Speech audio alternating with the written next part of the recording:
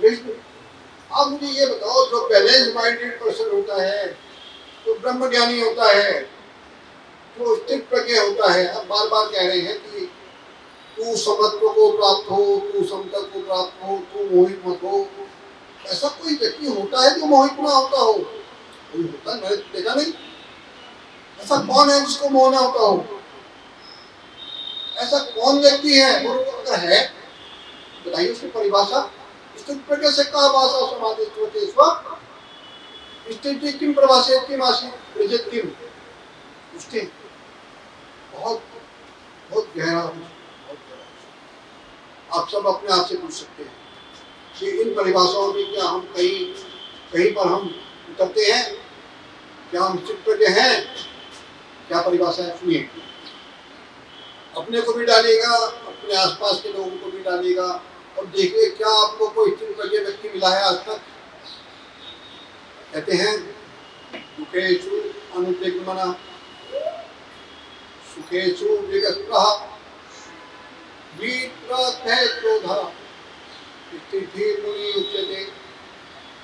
जो व्यक्ति दुख में दुखी नहीं होता,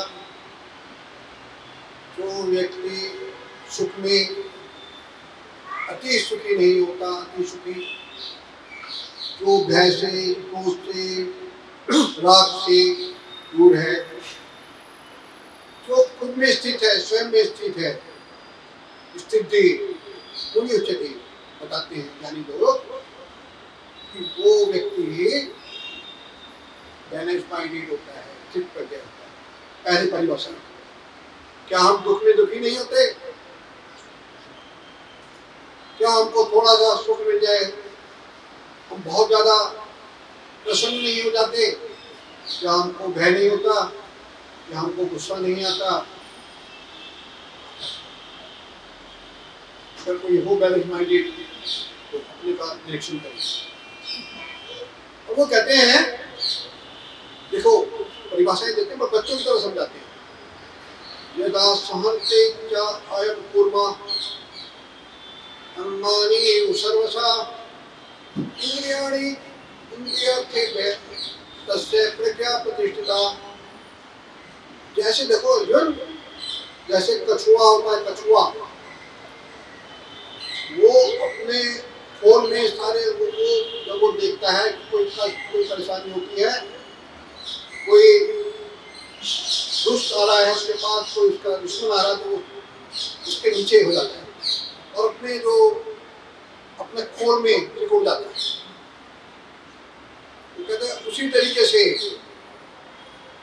जो हमारी इंद्रियां हैं, जो इंद्रियों के सुख हैं, जो ज्ञानी व्यक्ति है वो अपनी इंद्रियों को ऐसे ही कंट्रोल में करके रखता है अपने खोल के अंदर। हमारे बहुत से पुराने समय में भी गुरु होते हैं, आध्यात्मिक व्यक्ति होते हैं, तो शायद इन्होंने कहीं ना कहीं ऐसा किया है कि हम इनकी तरफ आकर्षित होते हैं, इनको अपना गुरु बनाते हैं, इनको अपना मार्गदर्शक बनाते हैं।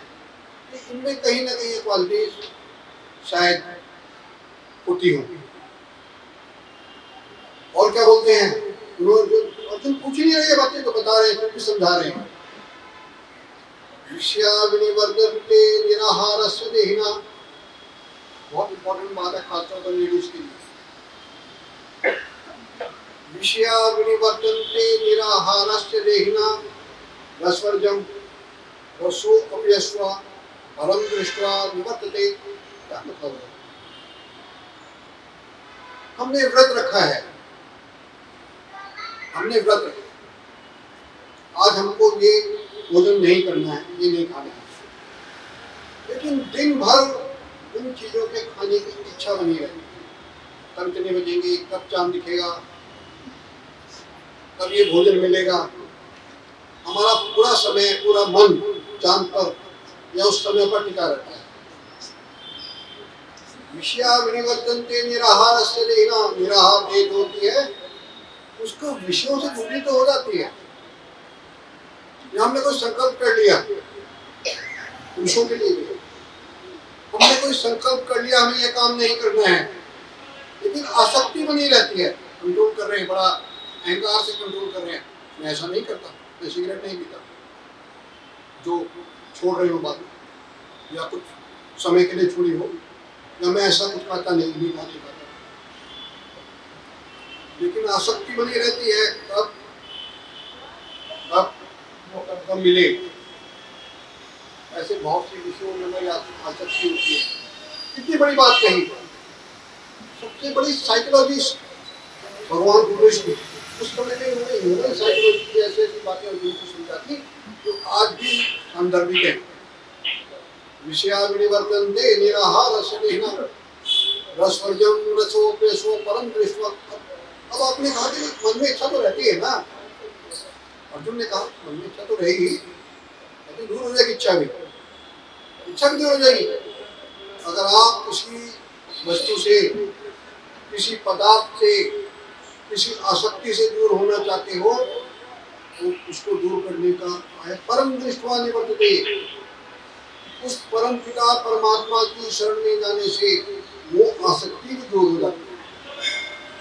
विषय निवर्तन्ते निराहार से देना रसवर्जम रसोपेशो परम दृष्टवा निवर्तते।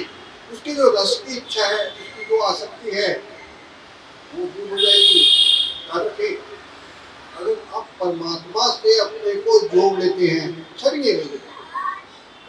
बहुत से ऐसे लोगों का सुनने में आते हैं, जैन मुनि होते हैं, बहुत से ऐसे सन्यासी होते हैं तो कहते हैं दिन में थोड़ा सा पानी पीते हैं बस, और उसको पी के अपना महीनों गुजारा करते हैं। जब हम परमात्मा से जुड़ जाते हैं तो हमारी आसक्ति भी समाप्त होने लगती है। जो जिसकी इंद्रियां वश में होती हैं, अर्जुन वो क्या बता रहे हैं, अर्जुन को समझ लीजिए। अर्जुन को ये बता रहे हैं कौन मैनेजमेंट है। अर्जुन कहता है कौन है बताइए, ऐसा कोई है? आप मेरे को बार बार उदाहरण दे रहे हो, ताने दे रहे हो, कोई ऐसा हो तो बताओ। कहते हैं कि है। अब वो क्या बोलते हैं, क्योंकि सुनने वाली बात है, बहुत ध्यान से सुनिएगा। तो मैं नहीं बोल रहा हूँ, भगवान कृष्ण बोल रहे हैं, आप उसकी वाणी को सुन रहे हैं। तो उसने सिर्फ अर्जुन को सुनाई थी और आज आप सुन पा रहे हैं। वैसे पढ़ेंगे तो समझ नहीं आएगी। वो कहते हैं जायतो विषयान पुरुषा संगातेषु जायते संगात् संजायते कामा कामात् क्रोधैर्जायते क्रोधात् भवति सम्मोहः सम्मोहात् स्मृतिर्विभ्रमा स्मृतिर्भ्रंशात् बुद्धिनाशः बुद्धिनाशात् प्रणश्यति। उन्होंने ये 2 श्लोक बोल दिए, इसमें सारी ह्यूमन साइकोलॉजी है। इसके ऊपर बड़ी बड़ी किताबें लिखी जा सकती है। 2 श्लोक को उन्होंने समझ दिया। ऐसे कहते हैं, क्या कहते हैं, ध्यान तो विषयान पुरुष संगते सुजायते। हे मनुष्य, अगर तुम विषयों का ध्यान करते हो, विषय खाना पीना, सुंदरता, शरीर, कपड़े, दूसरे जो मोहित करने वाली चीजें हैं, ध्यान तो उनका ध्यान में रहते हो, ध्यान तो विषयान पुरुष उनसे प्रीति हो जाती है, उनसे प्यार हो जाता है, भले वो हमारे पास हो या ना हो। संगात संजायते कामा कामात् क्रोधैर्जायते। उससे क्या होता है, हमें प्रीति हो गई किसी चीज से, आसक्ति हो गई, उससे काम भावना की उत्पन्न काम भावना। तो विषान संगातेषु जाते संगात से काम भावना, मतलब जरूरी नहीं काम भावना वही काम भावना हो, मतलब कि हमारी उसको पाने की इच्छा बढ़ जाती है। जब वो हमारी इच्छा की पूर्ति नहीं हो पा रही है, क्रोध पैदा होता है, गुस्सा पैदा होता है, क्यों नहीं मैं कर पा रहा, मुझे वो क्यों नहीं मिल पा रहा है। अब देखते हैं ना आप, इतने केसेस आते हैं जो यंग लड़के लड़कियों को मार देते हैं, जो लड़कियां उनसे बात नहीं करना चाह रही हैं, जो उनके एडवांसेस को वो जवाब नहीं देती हैं, तो ये वही लोग हैं जिनको अपने ऊपर कंट्रोल नहीं है। कामात् क्रोधैर्जायते, क्रोधात् भवति सम्मोहः सम्मोहात् स्मृतिर्विभ्रमा। इससे क्या होगा, बुद्धि का ही नाश हो जाएगा, बुद्धि का नाश हो जाता है। आज अगर जो हम लोगों के बच्चे हैं, हम इनको भगवद गीता के ये श्लोक बताएं कि देखो बेटा ये चीजें अगर करोगे तो ये होगा, तुम्हें मोबाइल चाहिए ले लो, तुम्हें बड़ी गाड़ी चाहिए ले लो, लेकिन ये नहीं कि अगर नहीं मिली तो क्रोधित हो जाओ, डिप्रेस हो जाओ। इसकी गाड़ी बड़ी है, मेरे पास बड़ी गाड़ी क्यों नहीं है? इसका बच्चा स्कूल में पढ़ता है, मेरा बच्चा स्कूल में क्यों नहीं पढ़ता है? उसका वो स्टेटस है समाज में, मेरा वो स्टेटस क्यों नहीं है? उसके बाद 3 बेडरूम फ्लैट है, मेरे पास 2 बेडरूम फ्लैट क्यों है? ये आसक्तियां हैं कि जब नहीं मिलती है तो लोन उठाते हैं, ईएमआई पर लेते हैं, बुद्धि भ्रष्ट हो जाती है। जब कभी सर्विस नहीं रहती या कोई दिक्कत आ जाती है, बिजनेस नहीं चलता, तो फिर वो समस्याएं पैदा करते हैं। ये जो 2 श्लोक हैं आज के समय में इतने सांदर्भिक हैं। राय तो विशाल पुरुषा संघाते सूर्य जायते संघात संजायते कामा कामात तो जय बजायते क्रोधात बहुत समूहा समूहा कृति भ्रंशा स्मृति भ्रंशा बुद्धि नाशा बुद्धि नाशा बुद्धि नाश हो गई तो खत्म, सुसाइड कर रहे हैं, बुद्धि का नाश हो गया, सुसाइड कर रहे हैं, एक दूसरे को मार रहे हैं,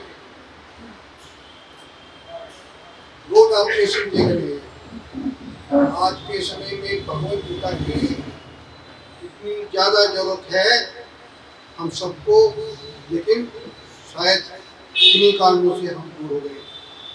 हम भगवान की उस वाणी को नहीं सुन पा रहे हैं, नहीं समझ पा रहे हैं, तो हमारे जीवन को आमूल परिवर्तन कर देगी।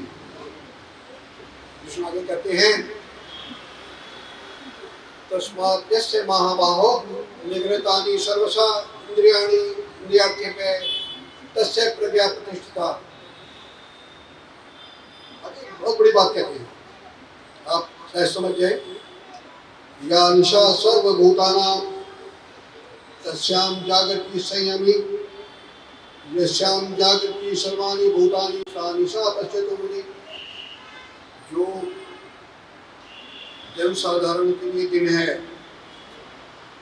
वो ब्रह्मज्ञानी के लिए रात है।